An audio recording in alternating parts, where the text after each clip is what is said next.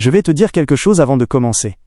Si un jour tu te retrouves face à un choix qui peut changer le destin d'un monde entier, écoute toujours cette petite voix en toi qui te dit de faire ce qui est juste. Parce que ce jour-là, moi, capitaine Arian Koldor, j'ai écouté cette voix. Et rien n'a plus jamais été pareil.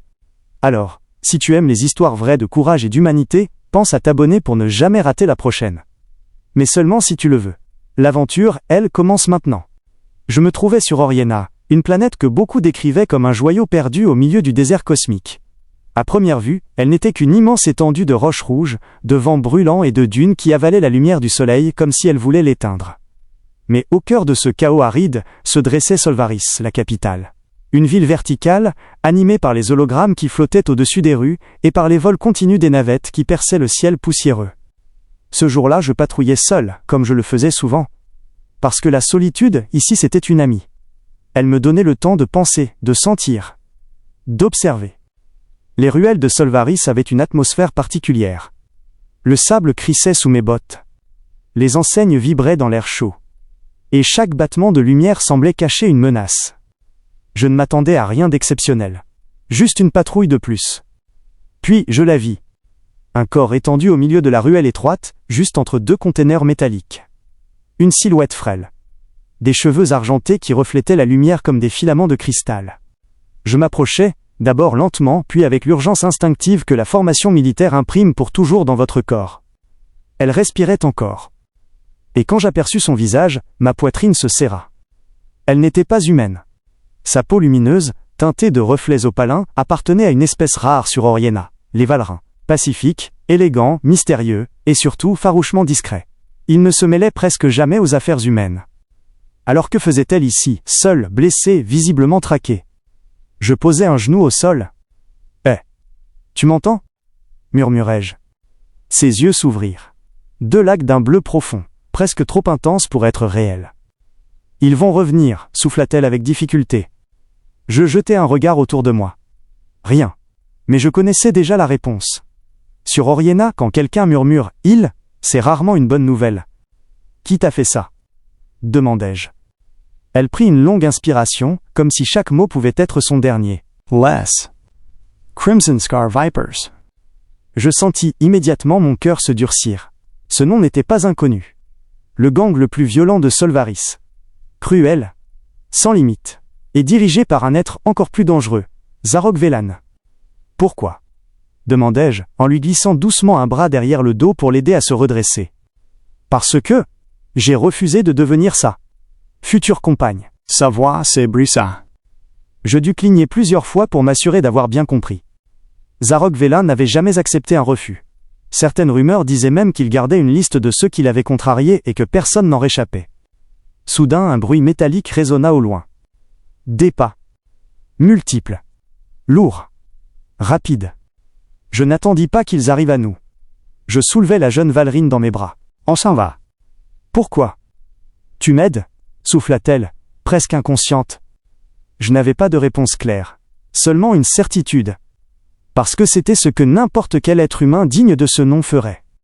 Je fonçai dans les ruelles, prenant des chemins que seuls les patrouilleurs connaissaient vraiment. Je pouvais presque sentir la chaleur des lasers qui auraient pu frapper si je m'étais attardé quelques secondes de plus. Lorsque j'atteignis la porte blindée du poste militaire Iota 7, je frappai mon code d'accès. « Ouvrez !» hurguai-je. Le SAS s'écarta. L'air filtré de la base me frappa avec un soulagement presque douloureux. À l'intérieur, mes hommes se levèrent immédiatement. « Capitaine ? Qu'est-ce que ? Aidez-moi à la stabiliser. » Immédiatement. À partir de là, je me contentais d'observer, impuissant, pendant que les médecins militaires tentaient de la soigner. Les lumières blanches de l'infirmerie baignaient la pièce d'une froideur clinique, mais au milieu de tout cela, elle semblait presque irréelle, comme un éclat de vie posé dans un monde trop brutal pour elle. Après 1 heure, la médecin-chef, Anna Kress, s'approcha. « Elle va s'en sortir, capitaine. »« Pas grâce à eux. Grâce à vous. » Je laissai échapper un soupir que je n'avais pas réalisé retenir. Plus tard, quand la nuit artificielle de la base s'installa, je me rendis à sa chambre. Elle était assise, faible, mais éveillée. « Je m'appelle Lyra Soven, » dit-elle doucement. « Arian Koldor, capitaine des forces humaines sur Oriena. Tu es en sécurité ici. » Un silence bref. Puis, elle murmura. « Vous ne savez pas dans quoi vous venez de vous engager. » Je m'installai sur la chaise à côté de son lit. Alors explique-moi. Elle hésita, ses yeux glissant vers la porte comme si elle craignait qu'une ombre surgisse à tout moment. Zarok Velan voulait m'épouser pour une raison très simple. Pas par amour. Pas pour mon peuple. Pour le pouvoir que je représente. Parce que tu es Valrine ? Elle hocha la tête. Je suis la fille du haut diplomate Valrin. Et plus encore. Elle porta la main à sa tempe, comme si un souvenir la frappait physiquement. Dans ma mémoire. Il existe une clé. Une preuve. Quelque chose qui pourrait faire tomber un homme que vous considérez peut-être comme intouchable. Une sensation glacée me traversa la colonne vertébrale. Qui ? Elle me regarda, ses yeux brillants d'une peur contenue. Le gouverneur Magdas Roth. Je restai immobile. Magdas Roth. Le dirigeant humain d'Oriena. Autoritaire, fier, ambitieux, et surtout, officieusement, intouchable. Quel genre de preuve ? Elle déglutit. Des enregistrements mentaux scellés en moi. Des preuves de corruption, de trafic clandestin et de quelque chose de bien pire. Des vies perdues. Des peuples asservis. Il a orchestré tout cela. Et moi, je suis la clé qui peut l'exposer. Je me levai lentement. C'est pour ça qu'on t'a attaqué ? Pas seulement pour ça, murmura-t-elle. Zarok Velan travaille pour Roth. Et Roth veut me faire disparaître avant que la preuve atteigne le Conseil galactique. Elle me fixa avec une intensité presque douloureuse. Capitaine, si vous restez à mes côtés, vous deviendrez une cible. Ils viendront pour vous aussi. Ils peuvent essayer, répondis-je simplement. Elle inspira profondément. Pourquoi faites-vous cela ? Vous ne me connaissez même pas. Je réfléchis quelques secondes. Parce que je suis humain. Et que les humains ne laissent pas mourir quelqu'un qui peut être sauvé. C'est aussi simple que ça. Un long silence suivit. Puis, elle esquissa un sourire fragile. Merci, Ariane. Ces mots résonnèrent longtemps dans ma tête.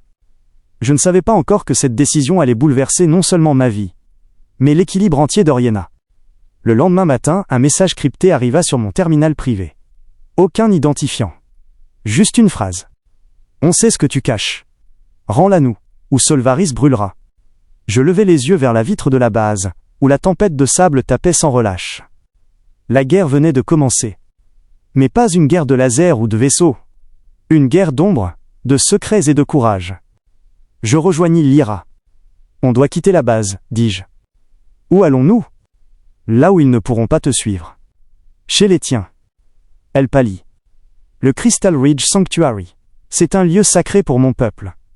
Depuis des générations, aucun humain n'a mis les pieds là-bas. Il faudra que ça change. Un instant, elle sembla hésiter. Puis, elle hocha la tête. Très bien. Je vous guiderai. Nous sortîmes de la base par une sortie secondaire. Le vent hurlait, le sable frappait nos visages comme des aiguilles, et au loin on voyait déjà les drones de reconnaissance fouiller les zones urbaines. Ils nous cherchaient. Et ils approchaient vite. Nous montâmes à bord d'un transport léger.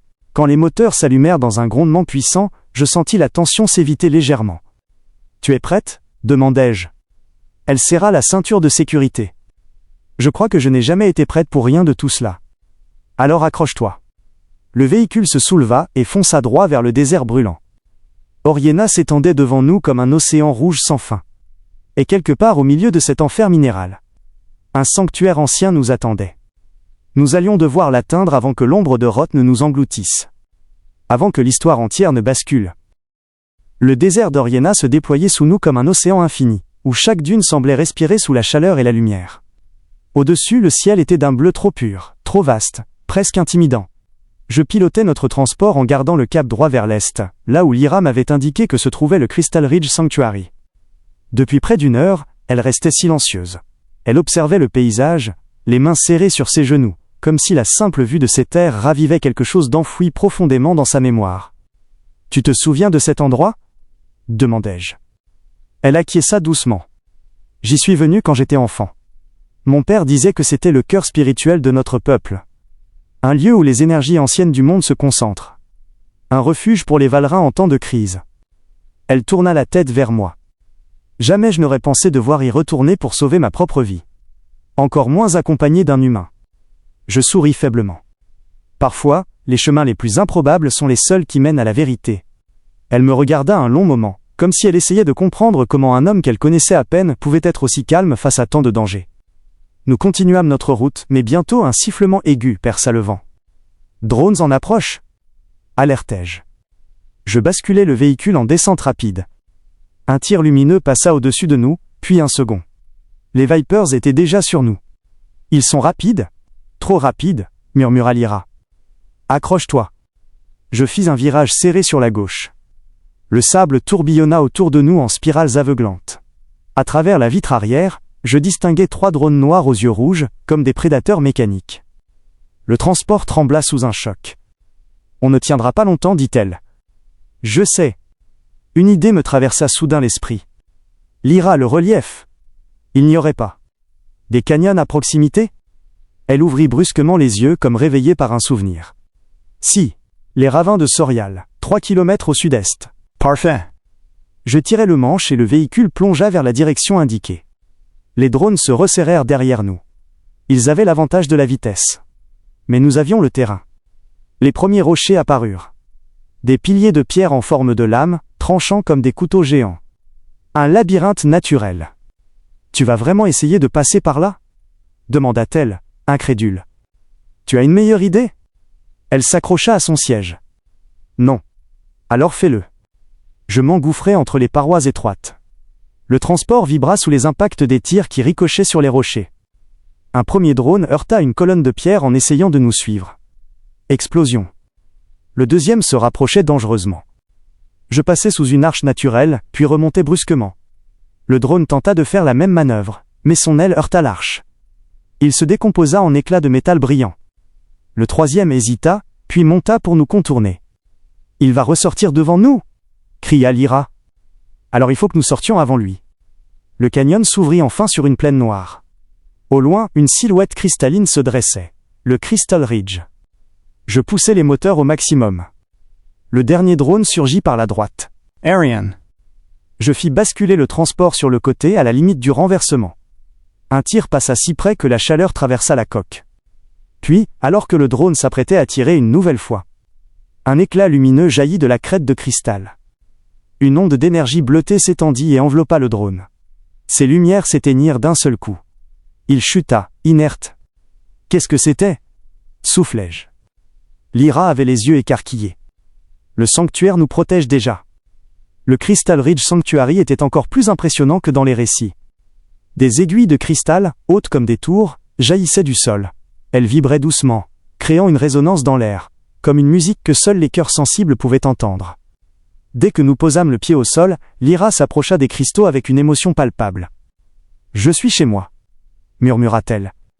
Des silhouettes sortirent de l'ombre des cristaux. Des Valrins. Leurs armures argentées renvoyaient la lumière dans toutes les directions. L'un d'eux s'avança. Un homme plus âgé, au port noble. « Lyra, tu es en vie !» Elle courut vers lui, ils se prirent dans les bras. Il se tourna ensuite vers moi. « Humain, tu as sauvé ma fille. Je suis Varos Soven, haut diplomate des Valrins. » Je m'inclinai légèrement. Je n'ai fait que mon devoir. Il sourit. « Pour nous, c'est davantage que cela. Tu as défié ceux qui nous traquent depuis trop longtemps. » Lyra se tourna vers lui. « Père, il faut activer le cœur de Valrin. Nous n'avons plus beaucoup de temps. » Son père devint grave. « Est-ce vraiment nécessaire? » « Oui, dit-elle sans hésiter. Zarok Velan est à nos trousses.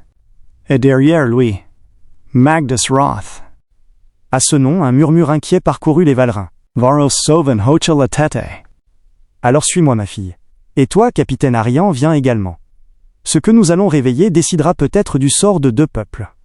Nous entrâmes dans une vaste cavité circulaire creusée naturellement dans la montagne cristalline. Au centre, flottait une structure triangulaire faite de lumière. Elle pulsait comme un cœur vivant. « C'est magnifique, soufflai-je. » Varos posa sa main sur le cristal le plus proche. Le cœur de Valrin fut créé par nos ancêtres. Il neutralise toute technologie hostile dans un rayon de plusieurs kilomètres. Mais il n'a pas été activé depuis des siècles. Lyra s'approcha. Je sens qu'il me reconnaît. Un faisceau de lumière se projeta vers elle. Ses yeux se fermèrent.